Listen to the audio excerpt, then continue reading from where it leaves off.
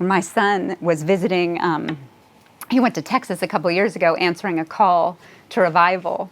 Asked us, can I go to Texas? There's a revival happening there. And people are preaching and going out into the streets and praying with people, and I want to be a part of that. And we said, okay, shipped him off to Texas for 2 weeks.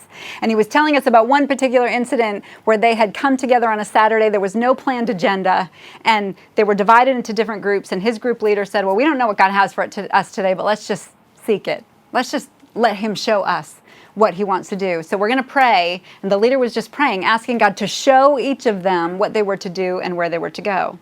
So when they finished praying, the leader asked what they saw, and they had all seen different things. Austin said he saw a fountain, like he doesn't usually get visions, but God showed him a fountain. Another one saw flowers. Another one saw a retirement home. And they were like, well, I'm not sure what to do with this, but there's a retirement home right down the street, so let's start there. Because that's, part of the vision that we can understand and know.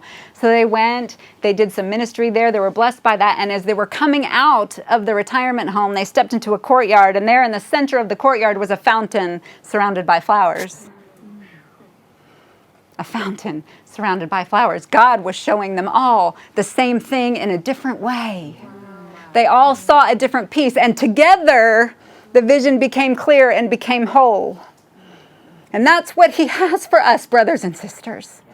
He is looking for us to love like he loves, to love diversity, to see that someone's gifting, if it is different in mine, is beautiful and it reveals something of God that he didn't choose for me to reveal. But I get to see it in them. My prayer partner sees visions, I don't. But I get so blessed when she sees them and speaks them to me, and my heart can come into alignment with it. We've got to stop being afraid of the giftings of the Spirit in someone else because it doesn't look like what it looks like in me. What if we just understood and invited that God has divided his mantles? He is revealing himself in different ways to different ones. And as we come together, glory will fill the house. See, we know that we are the temple of God. And we think I'm just one temple, but I'm really just a room.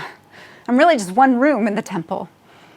And for the temple to be complete, I have to join with you, another room, and you, another room. And when the temple is come to completion, glory will fall on the house.